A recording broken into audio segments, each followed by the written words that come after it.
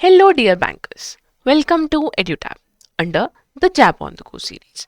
Jab on the Go series जहां पर आप अपने इम्पॉर्टेंट कॉन्सेप्ट्स को 15-20 मिनट्स के शॉर्ट पीरियड ऑफ टाइम में कवर कर रहे हैं और अपनी एग्जाम प्रिपरेशन को कंप्लीट कर रहे हैं.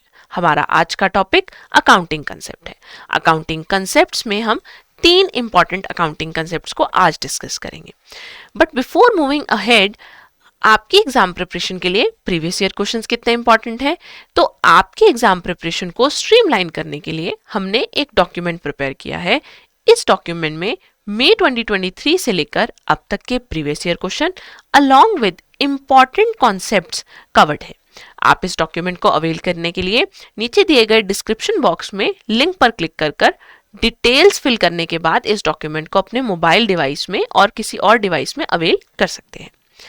तो स्टार्ट करते हैं कंसेप्ट्स ऑफ अकाउंटिंग से. आखिर ये कंसेप्ट्स ऑफ अकाउंटिंग है क्या? कंसेप्ट्स ऑफ अकाउंटिंग वो स्टेटमेंट्स हैं जिनके ऊपर हमारी अकाउंटिंग बेस्ड है. ये वो स्टेटमेंट्स हैं जिनके ऊपर हम बेस होकर हम अपनी ट्रांजैक्शन को अकाउंटिंग में रिकॉर्ड कर रहे हैं. तो आज के लेक्चर में हम 3 कंसेप्ट्स को डिस्कस करेंगे: going concern, consistency and accrual concept. Start करते हैं गोइंग कंसर्न से.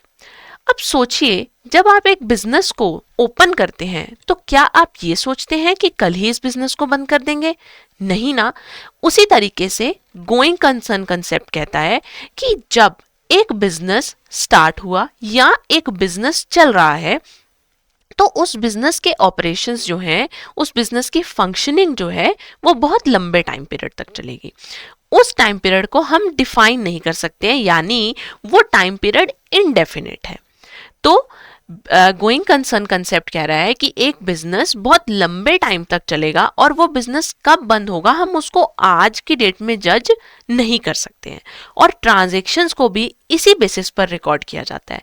इसीलिए हम बिजनेस की एसेट्स को उनकी रीसेल वैल्यू पर नहीं, जबकि उनकी मार्क कॉस्ट वैल्यू के ऊपर, जिस कॉस्ट पे हमने उस एसेट को खरीदा है, उस बेसिस पर रिकॉर्ड करते हैं. इसी वजह से हम एसेट को, कोई भी हमारे पास जो फिक्स्ड एसेट है, उसकी यूजफुल लाइफ को जज करके उसके ऊपर डेप्रिसिएशन कैलकुलेट करते हैं और हर साल उसकी वैल्यू में से कुछ कुछ पार्ट को रिड्यूस करते जाते हैं.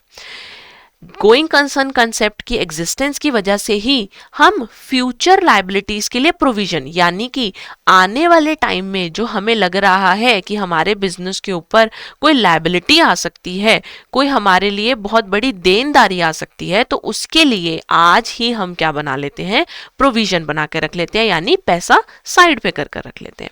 और इसी कंसेप्ट की वजह से डेफर्ड रेवेन्यू एक्सपेंडिचर्स को बहुत सालों तक राइट किया जाता है. अब मैम, डेफर्ड रेवेन्यू एक्सपेंडिचर क्या है? डेफर्ड रेवेन्यू एक्सपेंडिचर से मतलब है ऐसे खर्चे जो कि है तो रेवेन्यू नेचर के, मतलब है तो रूटीन के, जैसे कि एडवर्टीजमेंट का खर्चा बिजनेस बार बार करता है. बट कुछ एडवर्टीजमेंट्स ऐसी होती हैं जो कि लंबा लॉन्ग टर्म इम्पैक्ट के लिए क्रिएट की जाती हैं. तो डेफर्ड रेवेन्यू एक्सपेंडिचर्स जो हैं उसी कैटेगरी में आते हैं, जो कि है तो रूटीन के खर्चे पर उनका फायदा बहुत सालों तक होने वाला है और उन पे खर्चा भी बहुत ज़्यादा लगता है. तो हम यूजुअली क्या करते हैं, जितना भी हमारा उस डेफर्ड रेवेन्यू एक्सपेंडिचर में खर्चा हुआ है उसको उसके जितने सालों तक वो हमें बेनिफिट देगा उसमें डिवाइड कर देते हैं. सपोजिंगली अगर मुझे 10 लाख का फायदा हो रहा है तो 10 लाख का फायदा मुझे 10 लाख मैंने खर्चा किया और उसका फायदा मुझे 5 साल तक हो रहा है, तो इसको डिवाइड किया तो क्या आ गया, 2 लाख. तो हर साल मैं 2-2 लाख अपनी बिजनेस बुक्स में राइट ऑफ करती जाऊंगी under the name advertisement expenditure और you can say deferred revenue expenditure, और मेरे बिजनेस के प्रॉफिट्स जो हैं वो एक्यूरेट रिफ्लेक्शन देते रहेंगे. तो बिजनेस कह रहा है कि हम तो अमर हैं, हमारा जो काम है वो चलता रहेगा, वो साल खत्म होने के साथ साथ काम खत्म या बंद नहीं होगा. क्लियर? आगे चलते हैं, कंसिस्टेंसी कंसेप्ट की बात करते हैं. अब आप इमेजिन करो कि अगर बिजनेस एक अकाउंट्स बना रहा है एक मेथड से एक साल और अगले ही साल वो मेथड बदल रहा है, अपने अकाउंट्स प्रिपरेशन का मेथड बदल रहा है वो अगले साल, तो उससे क्या होगा? क्या आप 2 साल के प्रॉफिट्स को कंपेयर कर पाओगे? नहीं. तो वही कंसिस्टेंसी कंसेप्ट कहता है कि अकाउंटिंग पॉलिसीज या अकाउंटिंग प्रैक्टिसेस जो भी एक बिजनेस फॉलो करता है, it should follow consistently from year two year. हम आपको जब स्टडी के बारे में भी बोलते हैं तो व्हाट डू वी से, हम यही कहते हैं ना that you should be consistent in your study, यानी आपको सिमिलर अप्रोच पे हर दिन पढ़ाई करनी है ना। Consistency is the key, is the word और अ प्रोवर्ब यूज्ड, है ना, कि आने आप हमेशा कंसिस्टेंटली यानी रूटीन में किसी चीज को करेंगे तो वो चीज ठीक होती जाएगी, है ना, और आप कंपेयर भी कर सकते हैं खुद को on the same basis. Consistency concept क्या कहता है कि जो भी accounting practices, accounting procedures, accounting policies आप फॉलो कर रहे हो वो साल के बाद बदलनी नहीं है, वो accounting policies year by year same रहनी चाहिए, कंसिस्टेंट रहनी चाहिए। अगर कोई चेंज आपको इन केस करना पड़ रहा है, फर्स्ट ऑफ ऑल तो आपके पास एक रीजन होना चाहिए कि आपको वो चेंज क्यों करना है, एंड सेकंड वो रीजन आपको डिस्क्लोज भी करना है, आपको बताना है कि आपने इस साल से एक पर्टिकुलर मेथड में, इस साल से एक पर्टिकुलर पॉलिसी में चेंज किया है, ताकि आपके इन्वेस्टर्स या रिलेटेड पार्टीज जो हैं आपके बिजनेस की, उन्हें इंफॉर्मेशन मिल सके। कंसिस्टेंसी कंसेप्ट चाहे मुझे अपने ही बिजनेस को कंपेयर करना हो, यानी मेरे को ईयर 1 को ईयर 2 से कंपेयर करना हो, और मुझे अपने बिजनेस को किसी और बिजनेस से कंपेयर करना हो, दोनों ही केसेस में कंसिस्टेंसी कंसेप्ट का होना बहुत ज्यादा जरूरी है। Then comes accrual base of accounting. Accrual base of accounting यहाँ पे थोड़ा सा ट्विस्ट है।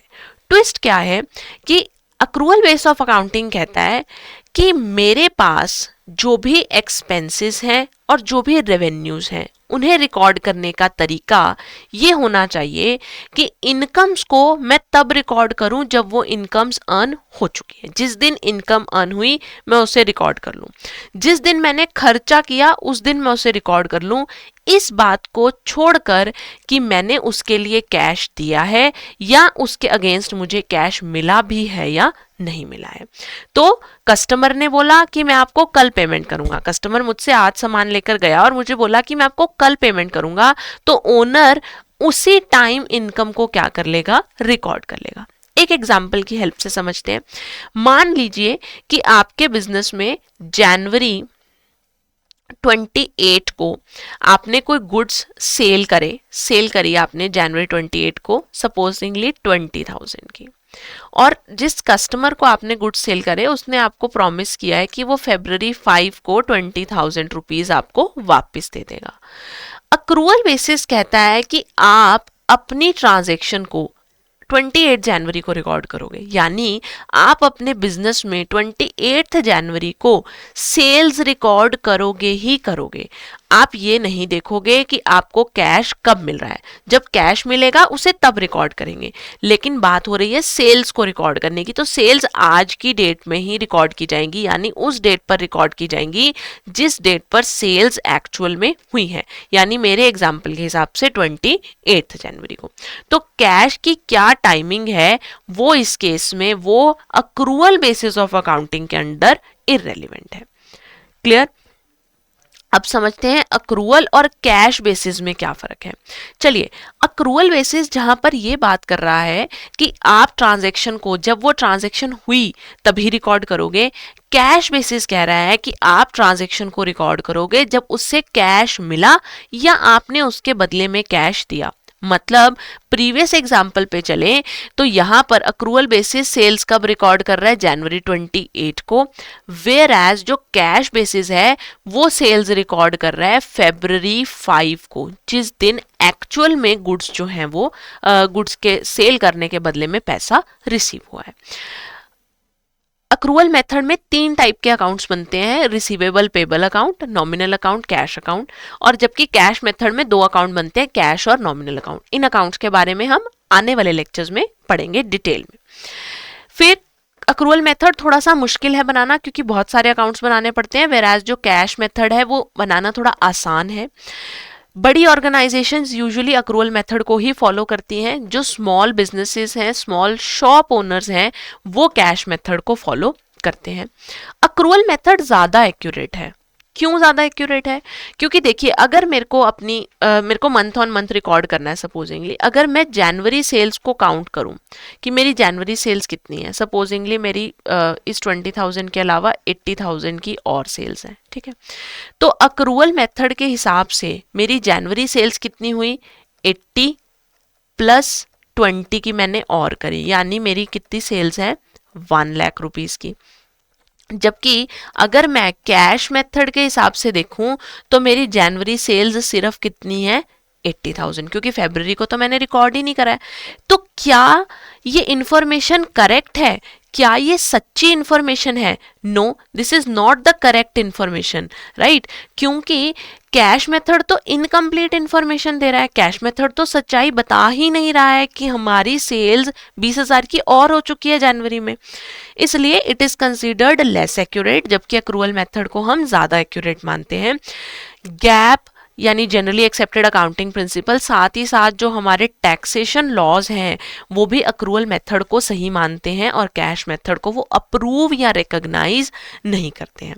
अगर हमें ट्रेंड्स को एनालाइज करना हो, जैसे मुझे सेल्स ट्रेंड को एनालाइज करना है, तो मैं दिसंबर जनवरी फरवरी की अगर सेल्स को एनालाइज कर रही हूँ तो अक्रूवल मेथड ट्रेंड एनालिसिस के लिए ज़्यादा सही है, जबकि कैश मेथड मुझे इंफॉर्मेशन ही इनकम्प्लीट दे रहा है, तो कैश मेथड उस केस में रेलिवेंट नहीं माना जाता। रिवाइज कर लेते हैं, हमने अभी तीनों कंसेप्ट जो पढ़े वो कौन से कंसेप्ट हैं। सबसे पहला कंसेप्ट है गोइंग कंसर्न, जहां पर एक बिजनेस कह रहा है कि वो बहुत लंबे टाइम तक चलेगा, बिजनेस 1 साल के बाद या एक पर्टिकुलर पीरियड, स्पेसिफिक पीरियड के बाद खत्म नहीं होगा, और ट्रांजेक्शन्स भी बिजनेस में इसी बेसिस पर रिकॉर्ड की जाती हैं।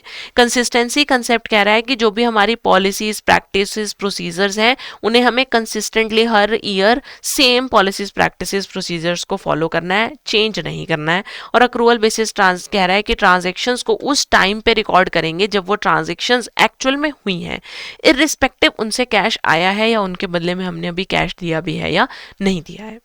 तो क्वेश्चन करते हैं। सबसे पहला क्वेश्चन है हमारे पास, ये आपके मई 2025 एग्जामिनेशन में आया हुआ है, which of the following is not prepared using accrual basis of accounting. अब अक्रूवल बेसिस ऑफ अकाउंटिंग करते हुए इनमें से कौन सी चीज नहीं बनेगी? तो कैश फ्लो स्टेटमेंट नहीं बनेगी, क्योंकि cash flow, cash inflow, cash outflow की बात कर रहा है, तो करेक्ट आंसर आपका क्या होगा? ऑप्शन ए होगा। A company changes its method of depreciation every year. हर साल अपना डेप्रिसिएशन का मेथड चेंज कर लेती है कंपनी, तो कौन सा अकाउंटिंग कंसेप्ट वायलेट कर रही है? कंसिस्टेंट नहीं है कंपनी अपने अकाउंटिंग मेथड, जो डेप्रिसिएशन मेथड है उसको फॉलो करने में, तो करेक्ट आंसर क्या होगा आपके लिए? ऑप्शन सी होगा। Next question is your homework, you have to do it yourself. आपकी एग्जाम प्रिपरेशन को और स्ट्रॉन्ग बनाने के लिए हमने कुछ कोर्सेज लॉन्च किए हैं, and I will give you a quick guide कि आप उन कोर्सेज को कैसे अवेल कर सकते हैं।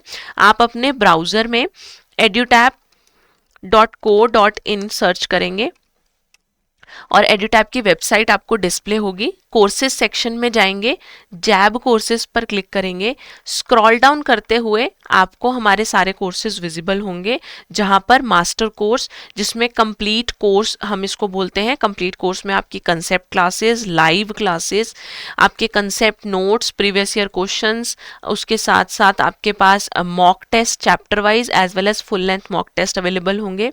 अगर आप हमारे लाइव क्रैश कोर्स को ज्वाइन करना चाहते हैं तो हमारा करंटली बैच रनिंग है, आप उसमें हमारी लाइव क्लास असेस कर सकते हैं, कंसेप्ट नोट्स आपको मिलेंगे, previous year question, chapter wise mock test और full length mock test available होंगे। अगर आपको लगता है कि आपको सिर्फ टेस्ट सीरीज ही अवेल करनी है तो हमारी जैब में 2026 के लिए एक टेस्ट सीरीज भी रनिंग है प्रेजेंटली, आप उस टेस्ट सीरीज को ज्वाइन कर सकते हैं। अगर आपको लग रहा है कि आपको सब्जेक्ट प्रिपरेशन करनी है, पर्टिकुलर सब्जेक्ट प्रिपरेशन करनी है, तो पर्टिकुलर सब्जेक्ट के मास्टर कोर्सेज भी हमारे अवेलेबल हैं। और अगर आपको ये चेक करना है कि हम कैसा पढ़ाते हैं तो आप हमारा एक 3 आवर्स का ट्रायल कोर्स भी ले सकते हैं बाय पेइंग जस्ट ₹1। जब भी आप इन कोर्सेज को एनरोल करेंगे, बाय नाउ पर क्लिक करने के बाद उस टाइम पर जो कोड प्रिवेलेंट होगा उस टाइम का कोड ज़रूर लगाएंगे ताकि आपको डिस्काउंट का ऑप्शन मिल सके। आज का जो हमारा टॉपिक था इट वाज क्वाइट इंटरेस्टिंग, जहां पर हमने 3 कंसेप्ट्स को डिस्कस किया है। आप इन कंसेप्ट्स को रिवाइज करेंगे ताकि नेक्स्ट लेक्चर में हम अगले कंसेप्ट्स को डिस्कस कर पाए। आपको कोई भी डाउट हो आज से रिलेटेड, आप उसको भी कमेंट बॉक्स में हमें लिखकर पूछ सकते हैं। साथ ही साथ आप जो आपको क्वेश्चन प्रोवाइडेड है फॉर योर प्रैक्टिस, आप उसका आंसर भी कमेंट बॉक्स में लिख के देंगे। For any kind of query और for any kind of information आप हमारे नंबर पर हमें कॉल कर सकते हैं या फिर आप हमें ईमेल कर सकते हैं hello@edutab.co.in पे। मिलते हैं अगले जैब ऑन द गो सेशन में। पढ़ाई जहाँ रुकती नहीं, साथ चलती है।